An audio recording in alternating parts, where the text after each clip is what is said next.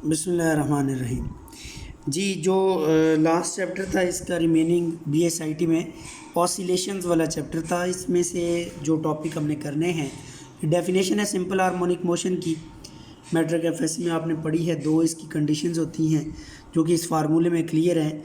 A proportional to -x, यानी ए और x आपस में डायरेक्ट प्रोपोर्शनल और नेगेटिव साइन शो करता है कि ए की डायरेक्शन टूवर्ड्स मीन पोजीशन है। ये थोड़ी सी एक्सप्लेनेशन दी हुई है। मैस स्प्रिंग सिस्टम के लिए मीन पोजीशन पर डिस्प्लेसमेंट ज़ीरो होता है, एक्सट्रीम पर मैक्सिमम होता है। ये मैस स्प्रिंग सिस्टम बना हुआ है, उसकी वाइब्रेटरी मोशन के बारे में एक्सप्लेनेशन लिखी हुई। बेसिकली बात ये है कि जब हम इसको खींचते हैं, ये मैस स्प्रिंग सिस्टम को यहाँ तक ले आते हैं, तो जो फोर्स हमने इधर लगाई है उसका फार्मूला हुक्स लॉ के मुताबिक F=kx होता है। इतनी ही फोर्स वापस स्प्रिंग भी लगाता है। वो जो स्प्रिंग की फोर्स होगी उसको रिस्टोरिंग फोर्स -kx के फार्मूले से शो कर सकते हैं। इस मैस स्प्रिंग सिस्टम की इक्वेशन ऑफ मोशन हमने प्रूव करनी है। उसके लिए ये रिस्टोरिंग फोर्स का फार्मूला F=-kx को second law of motion F=ma के साथ कंपेयर करेंगे। इसमें ए जो होता है ना, डबल डेरिवेटिव ऑफ डिस्प्लेसमेंट होता है। मसलन एक्स है ना, इसका जब डेरिवेटिव लेंगे d/dt तो ये बन जाती है वेलोसिटी। फिर इसका अगर डेरिवेटिव ले लिया जाए d/dt ऑफ दिस वेलोसिटी तो वो बन जाएगा अब एक्सेलरेशन, जिसको आप d²x/dt² लिख सकते हैं। तो ये नीचे लिखा हुआ है ए की जगह d²x/dt²। अब ये जो formula second law of motion से आया, इसको इक्वेशन नंबर 2 कह दें, और जो पहले हमने हुक्स लॉ के मुताबिक लिखा इक्वेशन 1, इनको कंपेयर करके आपने ये लिखा हुआ है। इसमें मैथ्स को दूसरी साइड पर भेज दें तो ये -k/mx बन जाएगा, और वो ये नेगेटिव टर्म पूरी इधर ले आए तो ये इधर आके प्लस हो जाएगी k/mx प्लस में। तो ये इक्वेशन ऑफ मोशन है मैस स्प्रिंग सिस्टम में, horizontal mass spring system. Velocity calculate करना चाहते हैं तो इसी इक्वेशन ऑफ मोशन का जो सल्यूशन होगा वो इस तरह है कि इस d²x/dt² को d/dt इंटू dx/dt लिखेंगे। ये फिर वेलोसिटी बन जाएगी, इसकी जगह v लिख देंगे dx/dt, तो ये बन जाएगा dv/dt, और k/m को ω² कहते हैं। ये आगे जाके हम फार्मूला प्रूव भी करेंगे, पर अभी आपने ज़बानी याद करना है कि k/m का आंसर ω² होता है। तो ये आंसर इस तरह बन गया। अब इसको आप dv/dt को हमने इस तरह लिख लिया dv/dt, और dx/dx से मल्टीप्लाई कर दिया।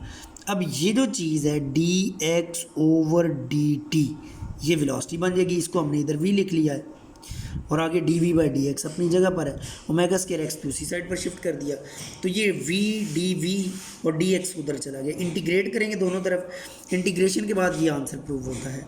आसान सी इंटीग्रेशन है। इसमें ये जो कांस्टेंट ऑफ इंटीग्रेशन है 2c, देखो ये जो 2 है ना, पूरी इक्वेशन को 2 से मल्टीप्लाई करें, ये 2 खत्म हो जाएगा, ये भी खत्म हो गया, और c के साथ 2 आ जाएगा। ये 2c का अगर आंसर चाहते हैं तो इनिशियल बाउंड्री कंडीशंस पुट करेंगे कि जब वेलोसिटी ज़ीरो थी तब डिस्प्लेसमेंट मैक्सिमम था, क्योंकि mass spring system extreme position पर आकर रुक जाता है। इस जगह पर वेलोसिटी ज़ीरो है, ये एक्सट्रीम पोजीशन है, और यहाँ पर डिस्प्लेसमेंट मैक्सिमम है, ये xm हो जाता है। तो ये चीज़ें पुट की हुई हैं। वेलोसिटी की जगह इस फार्मूले में ज़ीरो, और डिस्प्लेसमेंट की जगह मैक्सिमम डिस्प्लेसमेंट, तो यहाँ से 2c का आंसर आ जाएगा। ये वाली वैल्यू ऊपर वाले फार्मूले में पुट करें तो ये वेलोसिटी का फाइनल आंसर आएगा। ω² xm एम्पलीट्यूड है, बेसिकली मैक्सिमम डिस्प्लेसमेंट। ये प्लस माइनस दोनों तरफ हो सकता है। वेलोसिटी एक तरफ पॉजिटिव दूसरी तरफ नेगेटिव, तो इसको प्लस माइनस, जब अंडर रूट लेंगे ना तो सब प्लस माइनस आ जाएगा। मैक्सिमम वेलोसिटी चाहते हो तो वो मेन पोजीशन पर होगी, वहाँ पर x0 पुट कर देंगे। ऊपर वाले फार्मूले में अगर x की जगह 0 पुट करेंगे ये मैक्सिमम हो जाएगी, और ये आंसर है। मिनिमम के लिए x की जगह xm पुट करेंगे, क्योंकि मिनिमम तब होती है जब एक्सट्रीम पोजीशन हो, तो ये फार्मूला प्रूव हो जाएगा। डिस्प्लेसमेंट अगर कैलकुलेट करना चाहते हैं तो भाई ये जो वेलोसिटी का फार्मूला निकला है, वेलोसिटी को हम लिख सकते हैं dx/dt, ये आंसर आ गया। अब इसके दो सॉल्यूशन हैं, एक पॉजिटिव के साथ एक नेगेटिव के साथ। ये नेगेटिव के साथ प्रूव किया हुआ है, ये पॉजिटिव के साथ प्रूव किया हुआ है। ये फार्मूला बन जाता है, देखिए ना, अगर ये टर्म इधर आ जाए dt उधर चला जाए तो ये -dx/x² -xm² -x² under root minus D X ऊपर। तो ये cos inverse of x over x M का फार्मूला है इंटीग्रेट करने के बाद। यानी आप अगर देखें ना, इसकी मैं इंटीग्रेशन इधर भी कर दूं, इधर भी इंटीग्रेशन, तो ये इंटीग्रेशन का फार्मूला है कि ये जो कंप्लीट है ना इंटीग्रेशन में, तो इसका answer cos inverse of x over x m आता है। और इसकी इंटीग्रेशन करेंगे तो omega T plus five, five constant of integration है, तो कॉस दूसरी तरफ शिफ्ट करें तो x is equal to x M cos omega T plus five answer आ जाएगा। ये बेसिकली सोल्यूशन है। इसको हम डायरेक्ट भी लिख सकते हैं, अगर फर्ज करो आपको ये नहीं ना आता, आप डायरेक्ट लिख दें इट्स सोल्यूशन इज दिस, ठीक है, क्योंकि प्रूफ तो हमने इसके बाद आगे करना है ना। डिस्प्लेसमेंट का आंसर तो डायरेक्ट भी लिखा जा सकता है, नेगेटिव पॉजिटिव के साथ सोल्यूशन करेंगे तो वो ये आ जाएगा। भाई इसमें फ़र्क ये है कि जब आप नेगेटिव के साथ सोल्यूशन करते हो तो उस वक्त बेसिकली स्टार्ट आप लेते हो एक्सट्रीम पोजीशन से। ये डिस्प्लेसमेंट का जो फार्मूला है ना, x is equal to x M cos omega T plus five, ये है स्टार्ट फ्रॉम एक्सट्रीम पोजीशन। और ये जो दूसरा है ये मीन पोजीशन से स्टार्ट लेंगे, तब वाला फार्मूला है। तो ये डिस्प्लेसमेंट के दो फार्मूले आ गए। एक ये था x is equal to x M cos omega T plus five, इसमें एक्स एम एम्पलीट्यूड है यहाँ तक। आगे फेज़ करने की ज़रूरत नहीं है आपको, फेज़ वैसे एंगल को कहते हैं, बस ये डेफिनेशन की हद तक कर लें। ओमेगा टी प्लस फाइव जो है ना, इसका नाम फेज़ है, ठीक है। अब यहाँ तक आप इस फार्मूले को ज़रूर ये कैलकुलेशन करेंगे। आगे जो फार्मूला दिया हुआ है फेज़ का, ये ड्राइव करने की ज़रूरत नहीं है। इसके बाद है linear frequency and angular frequency का रिलेशन, ये रट्टे से वैसे ही याद करना है। Omega equal to two pi f होता है ना, वहाँ से f is equal to omega over two pi. फिर उसके बाद है टाइम पीरियड। टाइम पीरियड के लिए ना ये बड़ी एक टेक्निक उन्होंने यूज़ की है कि ये जो सोल्यूशन आया था डिस्प्लेसमेंट का, ठीक है, इसमें अगर हम लिखते हैं टाइम की जगह ये जो टी है ना, इसकी जगह ये लिख देते हैं T plus two pi over T. ये वैल्यू पुट करके हमने ये फार्मूला एक यूज़ किया, ये बन गया। इसमें फ़र्ज़ करो ये एक एंगल है और ये दूसरा एंगल है, तो ये फार्मूला होता है cos theta plus five is equal to cos theta plus five cos two pi cos five minus cos, यानी ये फार्मूला आपने यूज़ करना है। ये कॉस, इसको अगर फ़र्ज़ करो थीटा, इसको फाई कहता हूँ, तो ये होता है cos theta cos phi minus sine theta sine phi, वो वाला फार्मूला है। ये यूज़ करेंगे तो इसमें टू पाई है एक एंगल, तो कॉस टू पाई का आंसर माइनस वन होता है, साइन टू पाई का ज़ीरो होता है, तो सेकेंड टर्म ज़ीरो हो जाएगी और सिर्फ पहली टर्म में cos omega T plus five बन जाएगा, जो कि ओरिजिनल आंसर भी ये था, X is equal to cos omega T X naught cos omega T plus five. जब उसमें टी की value T plus two pi put की तो अगेन आंसर यही आ गया, वही आंसर आ गया। इसका मतलब है ये जो हमने पुट किया ना टी की जगह T plus two pi over omega, तो ये जो टू पाई ओवर ओमेगा है ये वन टाइम पीरियड है, क्योंकि वन टाइम पीरियड के बाद दोबारा वही डिस्प्लेसमेंट हो जाता है। तो ये हमने प्रूव किया है कि two pi over omega basically ये एक टाइम पीरियड की वैल्यू है। तो ये हमने फार्मूला फिर लिख दिया, time period two pi over omega. जब आपको टाइम पीरियड का पता चल जाए कि टू पाई ओवर ओमेगा है, तो फिर आप ये जो डिस्प्लेसमेंट का फार्मूला था इसको इक्वेशन ऑफ मोशन में पुट कर दें। इक्वेशन ऑफ मोशन हमारे पास ये थी डी स्क्वेयर, ये थी d square x over d t square plus k over m x equal to zero. इसमें ये x और ये x जो दिए हुए हैं, इनकी जगह हमने ये जो ऊपर x is equal to X naught cos omega T है ना, ये इधर पुट कर देना है और ये नीचे पुट किया हुआ है। पहले का डबल डेरिवेटिव लेंगे तो ये माइनस ओमेगा स्क्वायर आ जाएगा आगे वही, और इसका कोई डेरिवेटिव नहीं है। ये टर्म दूसरी साइड पर जाएगी, नेगेटिव हो जाएगी, नेगेटिव नेगेटिव से कैंसिल होगा और ये पूरी टर्म इस टर्म से कैंसिल हो जाएगी कॉस वाली, बाकी बच जाएगा omega square is equal to k over m. और तो ये प्रूव हो जाएगा, वो जो पहले मैंने डायरेक्ट आपको लिख के दिया था ना, omega square is equal to k over m होता है, ये उसका प्रूव है। तो इसमें आप टाइम पीरियड का जो फार्मूला हमने प्रूव किया हुआ था T is equal to two pi over omega, ये था। इसमें ओमेगा की वैल्यू पुट कर दें, क्योंकि इस फार्मूले के तहत ओमेगा बन रहा है omega is equal to k over M under root. ये वाली वैल्यू इस टाइम पीरियड के फार्मूले में पुट करें तो टाइम पीरियड आ जाएगा, इसका रेसिप्रोकल करेंगे फ्रीक्वेंसी आ जाएगी। आगे फिर ग्राफिकल रिप्रेजेंटेशन है। ग्राफिकल रिप्रेजेंटेशन में देखो एक्स का ये फार्मूला, वेलोसिटी जो होती है वो एक्स का डेरिवेटिव है, वो ये आ जाएगा, और एक्सेलरेशन उसका फर्दर डेरिवेटिव है जो कि ये आ जाएगा, ये डेरिवेटिव लिया हुआ है। ठीक है, इसमें ये जो x M cos omega T plus phi है ना, ये पूरे का पूरा एक्स होता है, ये सबसे ऊपर जो हमने ये लिखा हुआ है, तो इसलिए माइनस ओमेगा स्क्वायर एक्स ये प्रूव हो जाएगा। तो इनके जो फार्मूले हैं ना, ये एक्स जो है ये कोसाइन फंक्शन है ना, कॉस की जो वेव है ना वो यहाँ से शुरू होती है, और जो दूसरा है वी वो साइन है लेकिन नेगेटिव है, तो ये नीचे की तरफ, साइन वैसे इधर ओरिजिन से शुरू होगा लेकिन ये नीचे की तरफ इसलिए कि नेगेटिव था। और acceleration minus omega square x है, ये यहाँ से शुरू होगा। ये पता ये चलता है फेज़ का क्या डिफरेंस है। ये एंगल 90 डिग्री है, ये एंगल 180 डिग्री है, और ये एंगल 270 है। तो इनिशियल पॉइंट इसका 90, इसका 180, इसका 270 पर है। ये फेजेस हैं इनके, ये बस फेज देखने हैं एमसीक्यूज़ के लिए। उसके बाद है law of conservation of energy. Simple harmonic motion में law of conservation of energy prove करना है, तो ये फार्मूला है total energy will be equal to sum of kinetic and potential. अब पोटेंशियल एनर्जी का ये फार्मूला है average force multiplied by displacement. Average force अगर लिखना चाहें तो जब ये इनिशियल पोजीशन पर होता है फोर्स 0, फाइनल पर होता है तो फोर्स होती है के एक्स, इन दोनों की एवरेज हो जाएगी 0 प्लस के एक्स ओवर 2, ये लिखा हुआ है। Average force 0 plus k x over 2 multiplied by displacement x, तो ये half k x square potential energy आ जाएगी। अब टोटल एनर्जी का formula sum of kinetic and potential. Potential as such लिखी, काइनेटिक की जगह हाफ एम वी स्क्वायर लिखा, और वी को d x by d t whole square लिख लो। एक्स की वैल्यू इसमें पुट करके डबल डेरिवेटिव लो, डेरिवेटिव लेकर उसका स्क्वायर करो, तो ये टोटल एनर्जी का आंसर दोबारा रिड्यूस होकर ये आ जाएगा half k x m square. Velocity prove करना चाहते हो तो इसी टोटल एनर्जी के फार्मूले को लिखा, ठीक है, जो कि एक दफ़ा इस तरह लिख सकते हैं, एक दफ़ा इस तरह लिख सकते हैं।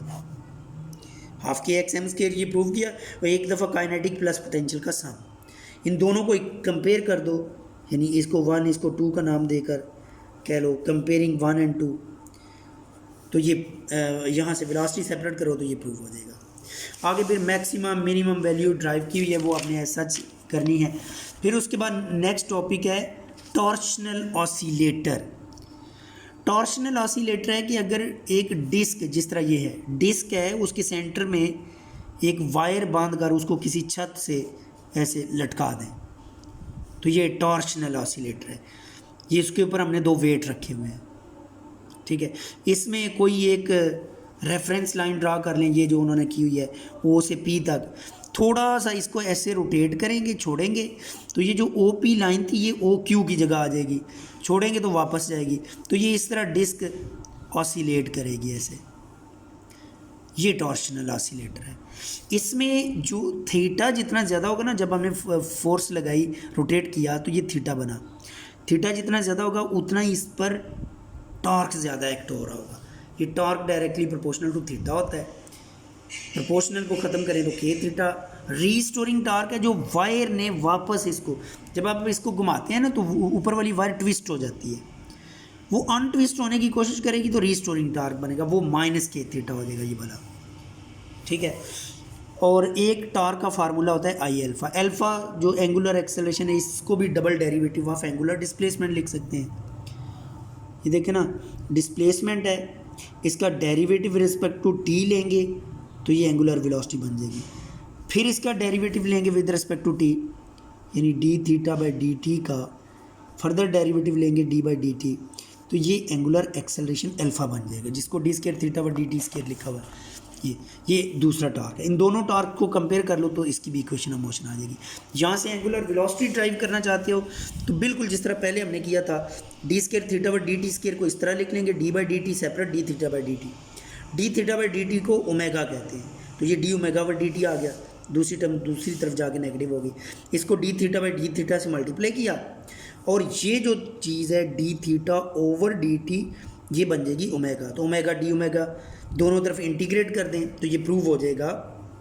इनिशियल बाउंड्री कंडीशंस पुट करके कांस्टेंट की वैल्यू तलाश करके इसमें पुट करें तो ओमेगा का फार्मूला ये प्रूव हो जाएगा, k over I under root x m square minus theta square.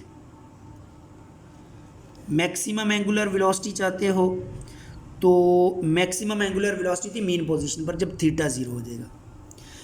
देखो पहले हमारे पास फार्मूले जो निकले थे ना ओमेगा का था वो था k over m into x m square minus x square under root. अब सिर्फ एक्स की जगह थीटा आ गया है और एम की जगह, ये दो चेंजिंग्स हैं, एम की जगह आई और एक्स की जगह थीटा। तो ये फार्मूले प्रूव हो गए। बाकी इसमें सेम वही मैक्सिमम मिनिमम के आंसर और फिर डिस्प्लेसमेंट का आंसर आपने करना है तो ये भी बिल्कुल सेम वही मेथड है। ओमेगा लिखें, उसको डी थीटा और डी टी कर लें, उसमें डी टी उधर चला जाए वो टर्म इधर आ जाए तो ये फार्मूला काज इन्वर्स का बन जाएगा जिस तरह पहले हमने किया। उसमें से काज को उधर शिफ्ट कर दें, थीटा का आंसर ये प्रूव हो जाएगा। पहले x is equal to x m cos omega d plus five आया था, अब theta is equal to theta m cos omega d plus five आ जाएगा। टाइम पीरियड के लिए उसी तरह formula T is equal to 2 pi over omega, omega की value I over k under root put कर दे, उसी तरह उसका रेसिप्रोकल ले लें, फ्रीक्वेंसी आ जाएगी। एंगुलर फ्रीक्वेंसी चाहते हैं तो फिर ये उसकी डेरिवेशन की हुई है, थीटा को लिया उसका डेरिवेटिव लिया तो एंगुलर वेलोसिटी आ गई। एंगुलर एक्सेलरेशन कहते हैं तो फिर एक दफ़ा फिर डेरिवेटिव ले लिया तो ये एंगुलर एक्सेलरेशन। ये पहले आपने लीनियर फॉर्म में फार्मूले प्रूव किए थे, अब वो एंगुलर फॉर्म में है। उसके बाद सिंपल पेंडुलम का टॉपिक है। सिंपल पेंडुलम पहले मैट्रिक एफएससी लेवल पर भी आपने पढ़ा हुआ है। ये एक बॉब है जिसको थ्रेड से अटैच कर दें और सस्पेंड कर दें तो ये सिंपल पेंडुलम है। इसमें भी आपने इक्वेशन ऑफ मोशन प्रूव करनी है।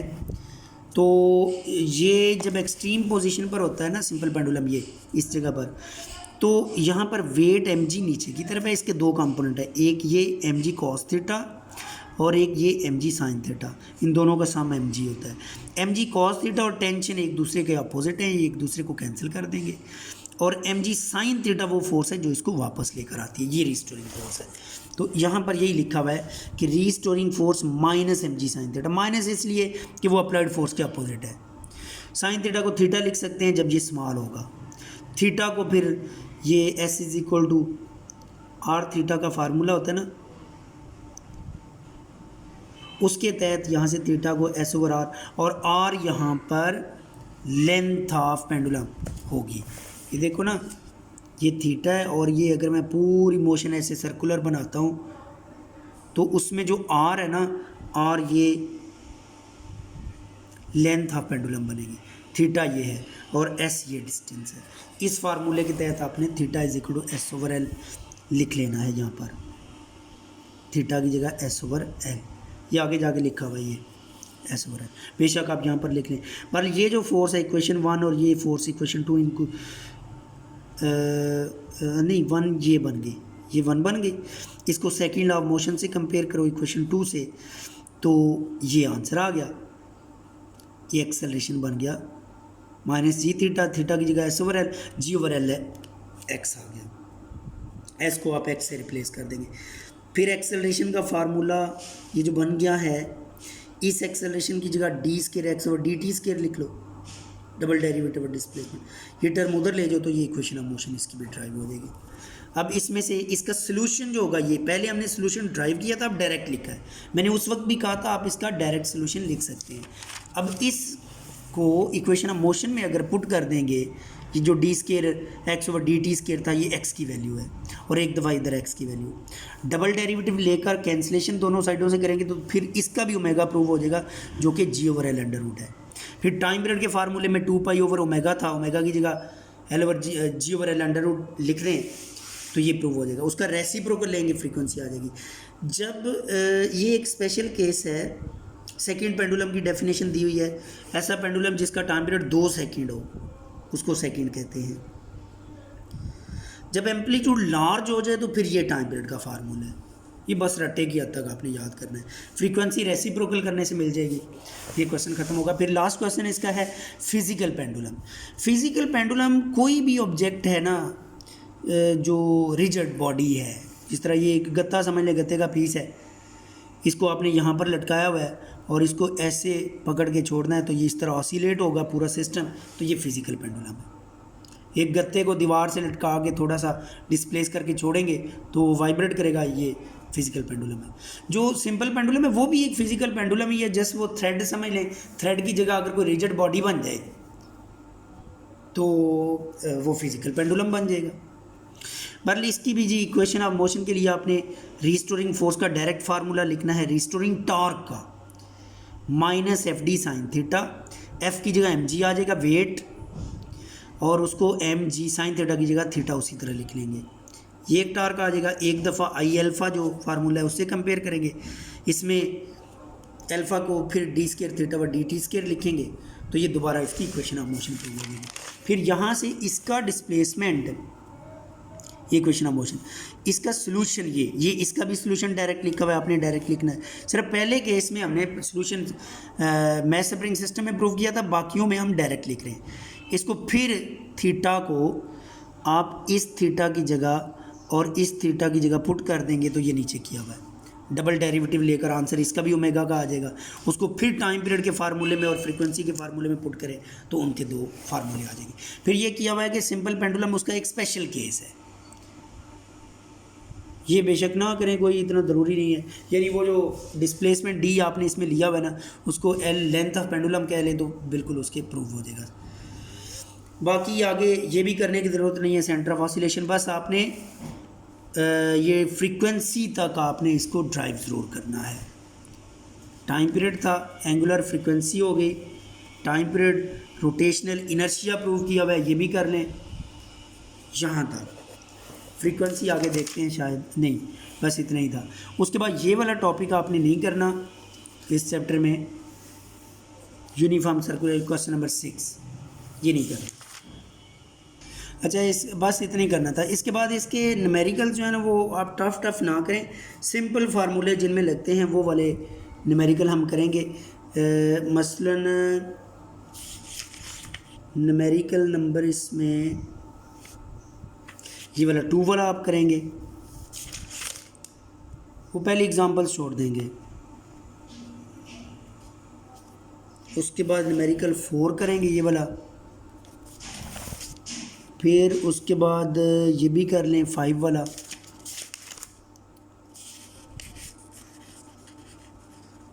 सिक्स रहने दें, 7 कर लें आप ये वाला, उसके बाद 8 कर लें, 9 कर लें। सिंपल फार्मूले जो लगते हैं, ये 10 भी करें,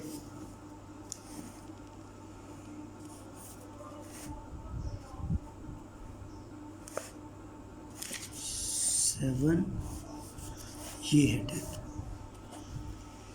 उसके बाद जी आपने बस इस तरह के तो बेशुमार और भी हैं, लेकिन बस एक एग्जांपल काफ़ी, इतने ही बड़े हैं। उसके बाद ये वेव्स का है, इसमें से जस्ट डेफिनेशंस करनी है। मसलन वेव मोशन के बारे में पढ़ें, इसके करैक्टरिस्टिक्स एंड टाइप्स पढ़ें, mechanical, electromagnetic waves, crest, trough, wavelength, frequency, time period, amplitude, ये सारी डेफिनेशंस पढ़नी है। इस चैप्टर में से ये डेफिनेशंस हैं। Wave motion discuss types reference to dimensions, हाँ ये टाइप्स बस पढ़नी है इसकी, ठीक है। वेव फ्रंट पढ़ लें, वेव फंक्शन पढ़ लें। अब वेव फंक्शन रहने दें, ये तीसरा क्वेश्चन नहीं करना, पहले 2 हैं इसके। उसके बाद इसका चौथा भी नहीं करना। उसके बाद ना आपने इस चैप्टर का एक ही क्वेश्चन है, वो है ये क्वेश्चन नंबर 9, ये करेंगे। यह what is interference, explain constructive and destructive interference. वो मैट्रिक लेवल का जो आपने किया हुआ है ना, बेशक इसको मैट्रिक की बुक से कर लें, एफएससी की बुक से कर लें। ये सिंपल सा असूल है कि कंस्ट्रक्टिव वो होता है जब क्रेस्ट और क्रेस्ट, ट्रफ और ट्रफ मिले, वेव बड़ी हो जाती है। ये डिस्ट्रक्टिव वो है जब क्रेस्ट और ट्रफ, ट्रफ और क्रेस्ट मिले और ये कैंसिल करके ये वाली वेव बन जाती है। इसमें जो मैथमेटिकल ट्रीटमेंट है, अब ये मैथमेटिकल ट्रीटमेंट में इन एम्पलीट्यूड्स को सम किया हुआ करना सिखाया हुआ है और कंडीशंस हैं। ये क्वेश्चन नंबर 9 आप पढ़ लेंगे इतना मुश्किल नहीं है, आप करेंगे, उम्मीद है आपको आ जाएगा। अगर मुश्किल लगा भी ना तो आप मैट्रिक वाला या एफएससी वाला कर लेना, इंटरफेरेंस वाला, ठीक है। एफएससी में ये चैप्टर नंबर 9 में मौजूद है, इंटरफेरेंस ऑफ लाइट, जो कि यंग्स डबल स्लिट एक्सपेरिमेंट के नाम से है। उसके बाद 10वां क्वेश्चन नहीं करना, बस ये चैप्टर इतना ही है। ओके जी, अल्लाह हाफिज़। इसके साथ आपका सिलेबस ख़त्म हो गया। ये जो कुछ मैंने गाइड किया इन 2 चैप्टर्स के टॉपिक्स तेज़ी से, बेसिकली ये क्वेश्चन इजी हैं इसलिए मैंने जस्ट इनको गाइड किया, आप इसको कर लेंगे। ओके जी, अल्लाह हाफिज़।